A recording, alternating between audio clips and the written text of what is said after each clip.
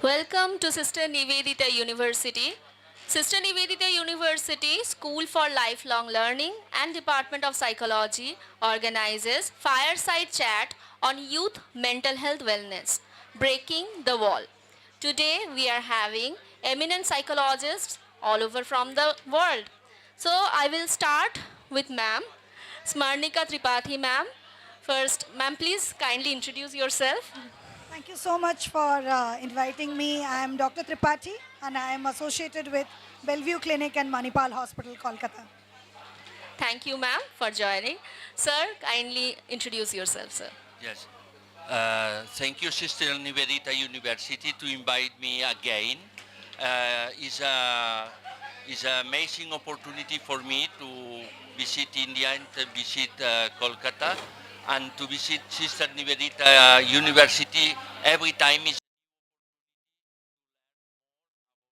Indian context. Dhonnavat.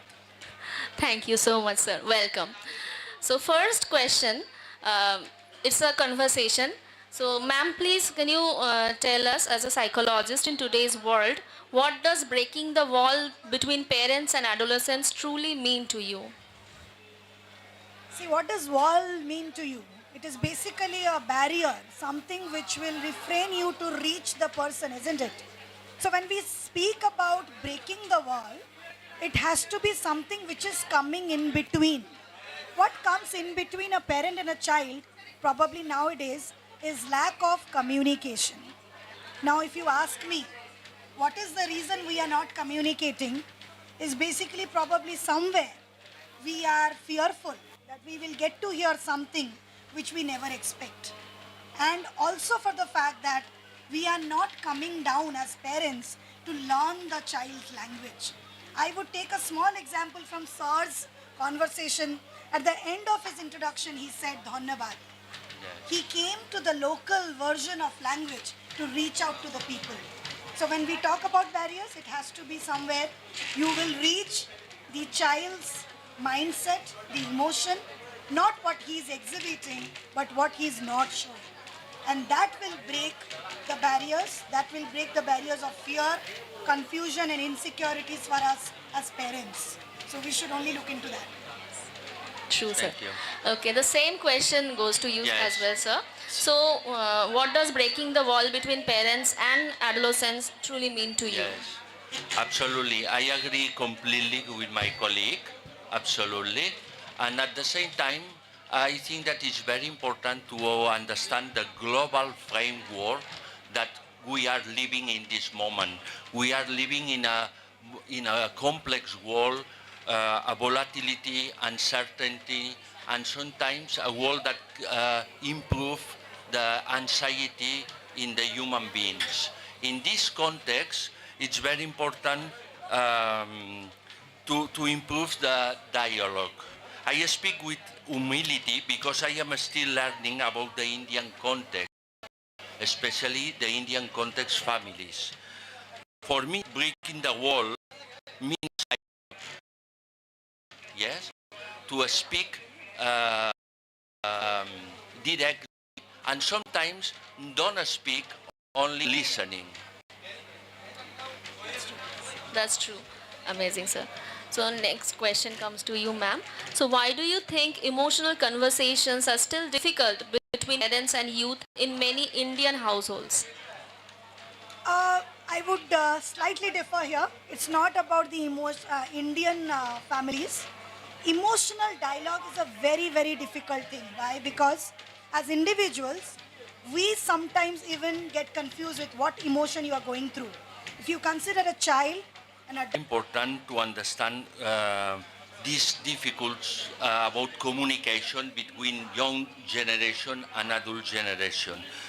Probably these difficulties is because the many families in India and around the world live under pressure, under speed, expectation, success, comparison, and all this framework create very often difficult to communication and difficult to understand the other generation. Sometimes I ask between different generation, young generation and adult generation, what do you want that the other generation understand about you? One thing, only one thing that you want that the other generation can understand about you. Yes, truly, sir. So, coming to another question, ma'am, which is very pertinent to our culture. How you think that communication between parents affect the mental well-being of the young adults or adolescents? What's view? See, what I think when we talk about parenting, it's all about what you exhibit, what you model. So, if you are modeling a positive talk, your children will get that. If you are modeling a negative talk, your children will get that. If you become aggressive to every response, every odds, every failure, your children will learn that. So, always and always we have to remember number one, there is no parenting guide available. You have to create one. And what you do today will be represented by your children. Aren't we all a replica of our parents? Why do we get up at 6 o'clock? Why do we return home before it darks? Because our children, our parents were doing that. So I think it's very important first to fix us and first to understand how you want to treat and play the role of a parent. And the way you will do, your children will model that. I think modeling is the best way we can condition our children, Yes. teach them and prepare them for future. Yes, absolutely. Absolutely. Thank you so much, ma'am. So, in continuation with what ma'am said, can a lack of open communication at home contribute to stress, anxiety, or related mental health conditions among young people? Yes, very often, very often. When dialogue stops, emotion is tight inside. And this can become anxiety, stress, and many issues about the mental health. It is not an individual failure sometimes. It is a systemic issue.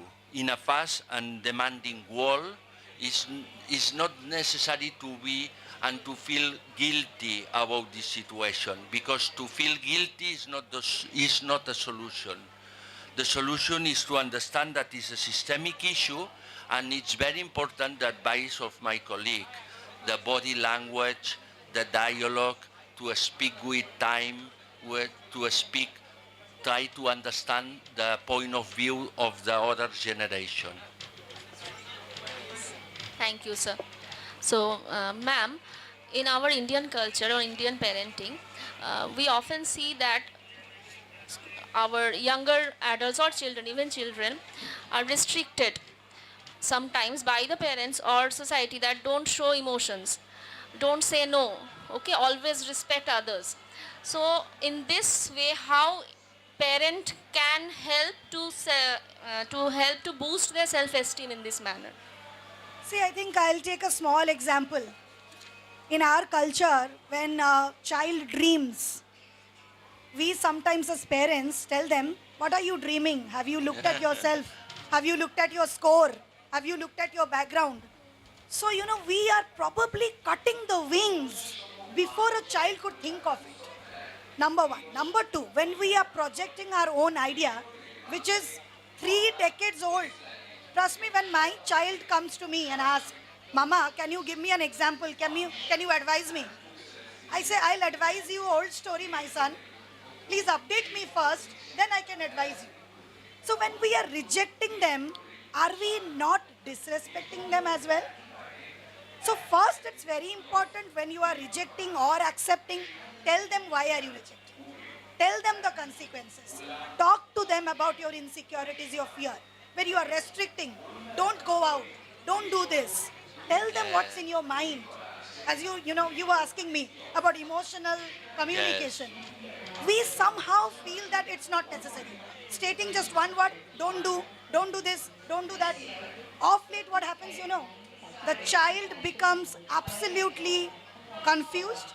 He has problems with decision making because every time when he dreamt of something, he was told you can't do it. Every time there was a choice, before he could say anything, parents said, no, this is what we have discussed with you. We have decided for you. You're going to do that. Don't make your children your followers. Make them individual, independent individual. Be there. If they fall, grow them. Pick them up. But don't tell them that don't go. Unless until they explore their own world, they would not understand what life is all about. Thank you. Absolutely. Absolutely wonderful, ma'am. So, sir, what is one simple change parents can make in their daily interaction to build emotional closeness with the young or young adults? Yes, absolutely. I think that first it's very important to understand that the true respect includes listening. It's not a different, and it's very important to look for a good balance between tradition and respect, and understand the emotional world and fears and beliefs and thoughts of the new generation.